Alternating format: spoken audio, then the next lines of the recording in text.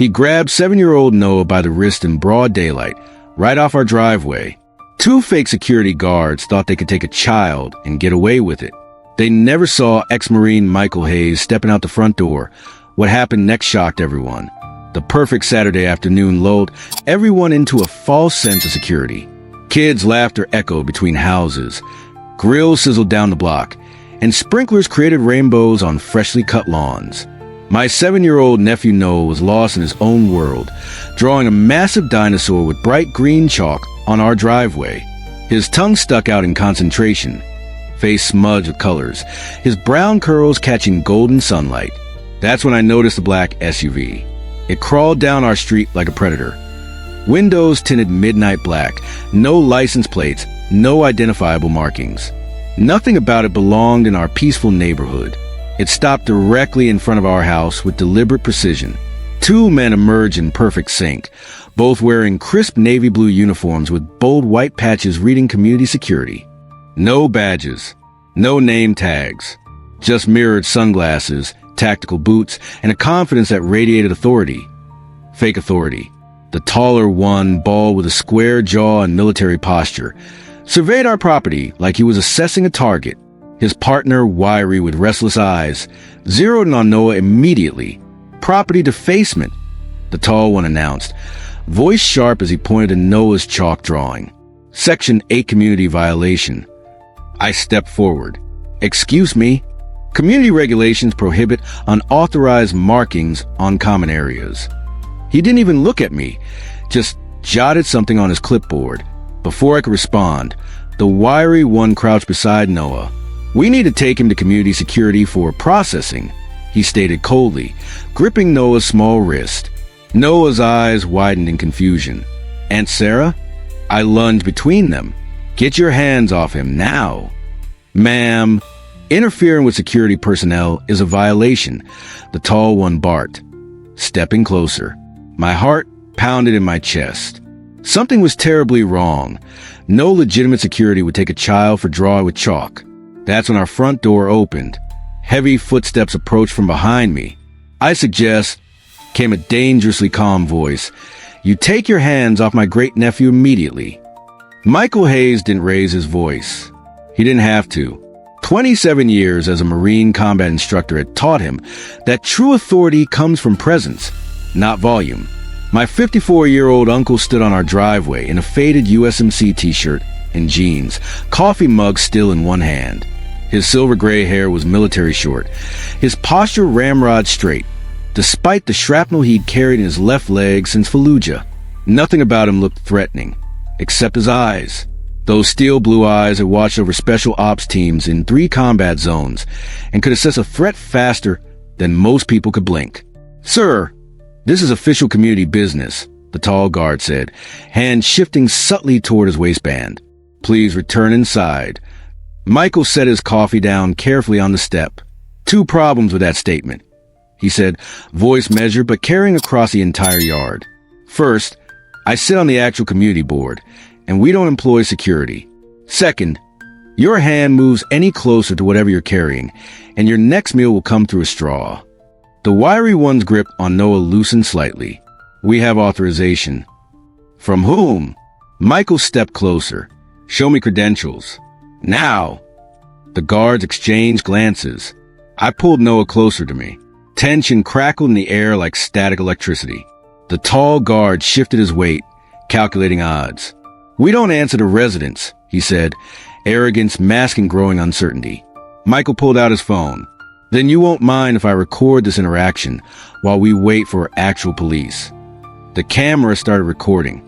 Something changed in the wiry guard's eyes, feral panic replacing fake confidence. In one sudden motion, he yanked Noah's arm, trying to drag him toward the waiting SUV. Noah screamed. I lunged forward. Michael moved faster than should be possible for a man his age. One moment, he was 6 feet away. The next, his shoulder collided with the wiry guard's chest like a battering ram. The impact lifted the man completely off his feet. Both went airborne for a split second before Michael drove him into the concrete driveway with crushing force. The sound when they hit bone-meeting pavement made neighbors flinch from 20 yards away. The guard lay stunned, gasping for breath that wouldn't come. Noah scrambled back into my arms, trembling violently. "You assaulted security personnel," the tall one shouted, reaching beneath his uniform. Michael rose from the ground with the fluid economy of movement that only comes from combat training. His expression hadn't changed at all, still eerily calm. "Son," he said quietly, "you're about to make a life-changing mistake." The tall guard pulled a taser from his waistband, but Michael was already moving. 3 precise steps closed the distance between them. His left hand locked around the guard's wrist, twisting with mechanical precision until something popped audibly. The taser clattered to the pavement. In a single continuous motion, Michael swept the man's legs, pivoted his weight, and drove him face first into the side of the SUV with enough force to spiderweb the window glass. The guard collapsed like his strings had been cut. Doors opened up and down the street. Neighbors emerged with phones recording. Someone shouted they called 911. Michael stood between the downed guards and us, completely composed. He picked up his phone, still recording, and addressed the camera. "For the record, these individuals attempted to abduct my great-nephew. They falsely claimed to be community security. When confronted, they became violent." He then turned to me. "Sarah, take Noah inside." I hesitated, adrenaline still pumping. "What about you?" Michael's expression softened slightly. "This isn't my first rodeo, kiddo. Police will need statements. I'll handle this." 2 police cruisers raced into our cul-de-sac within minutes, lights flashing. 4 officers emerged, hands hovering near holsters as they assessed the chaotic scene. "Hands where we can see them," the lead officer shouted. Michael slowly raised his hands, phone still recording in one. "Officers, I'm Michael Hayes, homeowner. These men attempted to abduct my great-nephew while impersonating security personnel." The wiry guard, now conscious and wheezing, shouted, "He attacked us. We're community security." 1 officer covered the guards while another approached Michael. "Sir, I need to see identification." Michael nodded toward the house. "My wallet's inside, but check their credentials first." And this footage shows everything. The officers handcuffed everyone initially, standard procedure, but things changed quickly once they examined the guards' IDs. "These are fake," the female officer announced, holding up a badge. "And dispatch confirms no authorized security operates in this neighborhood." Michael nodded calmly. "Exactly as I suspected." The investigation moved with surprising speed. Detectives discovered the black SUV had been spotted in 6 different neighborhoods across 3 counties. The security guards, Dale Mercer and Tony Reynolds, were actually ex-cons running an elaborate scam targeting affluent communities. Their pattern was consistent. Identify homes with children or elderly residents, invent fake violations, then intimidate victims into paying immediate fines to avoid further penalties. In 2 cases, they'd attempted to bring children to the vehicle, claiming they needed guardian signatures at headquarters. Community message boards exploded with reports from other victims. 1 elderly couple had paid over $2,000 in fake violation fees.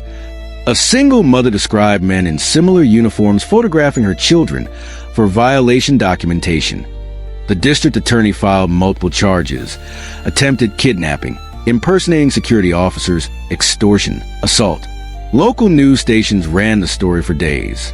Security camera footage from neighbors merged with Michael's phone recording, creating a comprehensive timeline that left no doubt about what had happened. Captain Rivera, the lead detective, told reporters, "If Mr. Hayes hadn't intervened when he did, I shudder to think what might have happened to that child." Michael refused all interview requests. When reporters ambushed him outside the police station, he simply said, "You don't touch children. Not on my watch." Our neighborhood transformed overnight. Families created a text alert system. The actual HOA installed genuine security cameras. Parents started accompanying children outdoors, eyes constantly scanning for unfamiliar vehicles. Noah had nightmares for weeks. During the day, he refused to play outside, watching the street from behind curtains. It broke my heart seeing his childhood innocence shattered so violently. Michael noticed too. One morning, he arrived carrying cans of permanent paint and brushes. "Noah, He said gently, "I think your dinosaur needs rescuing." Together, they painted Noah's chalk creation onto our driveway in vibrant, permanent colors. As neighbors joined in, adding flowers, stars, and their own designs, something healed in Noah's eyes. The driveway became our neighborhood's symbol of resilience, a community reclaiming what was nearly stolen: childhood, security, peace of mind. 2 months later, Mercer and Reynolds received 15-year sentences. Their operation had targeted over 40 communities across 3 states. The dinosaur on our driveway remains bright and bold, a daily reminder that protection sometimes comes from unexpected places. Has anyone suspicious ever approached your children? Do you know your neighborhood's actual security protocols? Share your experiences in the comments below. Like, subscribe, and hit the notification bell for more true stories of ordinary heroes standing up against those who threaten our communities and families.